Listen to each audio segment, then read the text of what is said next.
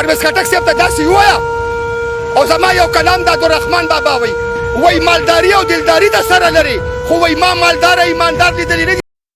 السلام علیکم ورحمت الله وبرکاتو. ملګرو نن د باندې د عبدالرحمن بابا رحمه الله د مزار د یو ملنګ بابا هغه خبرې اورم، یو څو خبرې کړې دي خو ډېر د زړه درد بیان کړی دی او د موجوده حکومت نه ډېرې په زړه پورې ګیلې کړې دي. د عبدالرحمن بابا رحمه الله د مزار د ملنګ بابا د خبرې تاسو واورئ. هغه کم مالداران دي چې غریبانانو ته ولاړ دي لږ خو ماته وښیه. او یو خبره بله، دا پاکستان کې داسې خلک شته چې د هغوی د یو وخت روټۍ شته او د بل نشته. زه د حقیقت سره وایم یو، او که موږ پښتانه دوکه شوي یو نو ستاسو په شملو دوکه شوي یو، خو دا ځل به زه ټول پښتنو ته فریاد کوم. زه د عبدالرحمن بابا هغه ملنګ یم، هغه لیونی یم چې د پاکستان په سیمه کې ما د خپل صاحب کلام د عبدالرحمن بابا په هر ځای کې ویلی دی. زه د پښتنو هغه د سخاوت ملنګ یم. ودې وایي دا پښتانه چې زه ستاسو د پښتنو د سخاوت ملنګ یم او که نه یم. ورېږه یو بله وایي امانت په د لحد په منځ کې پروت دي، که چا ځان کو امانت په دې دنیا. خټک صاحب وایي ته خو لږ ما ته دا وښیه چې ته وایې چې غریبانان د پاکستان اول غریب ځای به ما ته جواب راکړه راشه.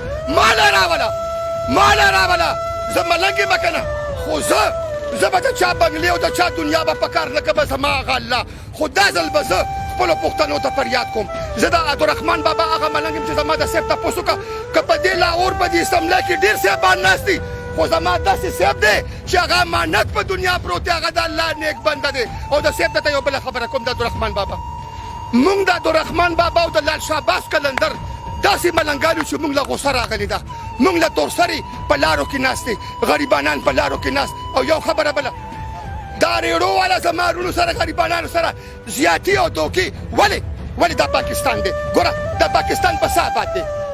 دې کې به جولام وي او دې کې به لوار هم وي، دې کې به کولال هم وي، دې کې به دوکاندار هم وي. د پاکستان سیمې په دې آبادي دي، نه دي آبادي. او چې په اسمبلی کې دا کم صاحبان ناست دي دی خبرې کوي، را دې شي چې کم یو صاحب وایي ماله دې راشي ما دې وغواړي چې زه ورته غریبانان ګوټ په ګوټ وښیم. که چېرې مې ورته ولخېل دا کشکولونه به زه لاندې کوزم. او زما یو خبره به وره، دې ټولو خلکو ته زما پته ده، زه په دې بازار کې ګرځم ټولو ورځې، زه ملنګ یم. وایي د دنیا د سود او زیان نه چې لاس ووینځي، په ملنګ باندې د چا سود او زیان نشته بغیر د هغه الله نه. نو زه دې افسرانو لږ دا تپوس کوم، دا بل ځل وزیر اعظم به بل جوړېږي، حکومت به راځي. عمران خان صاحب ته داسې ووایه که ته خان صاحب یې نو ته په خپل خان صاحب په ستا صاحبي په خپل ځای باندې ده، ټیک ده.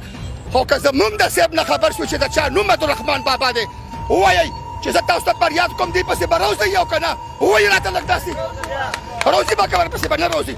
ټول به ګوره دا پښتونستان دی، دې کې عجزان شته، بېوسه پکې شته مالداران. خو زه تا د عجزان اول خبره خو دا واوره، اول نمبر خبره دا ده چې زموږ حکومتونو سره هېڅ کمی هم نشته.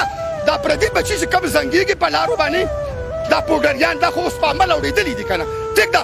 د دې بندوبستونه ولې نشته؟ دا د چا بچي نه دي؟ دا چې په لارو کې پراته وي او په کوڅو کې پراته وي، دا د چا الوا نه دی؟ صاحب زه معافي غواړم، دا د پاکستان سیمه کې دومره غریبانان دي، دومره. خټک صاحب ته زما سلام دی، هغه ښه سړی دی، خو زه خسر صاحب ته دا فریاد لازمي کوم چې خټک صاحب په دې پاکستان کې ډېر غریبانان شته او دا ځل راتلونکی وخت به راځي.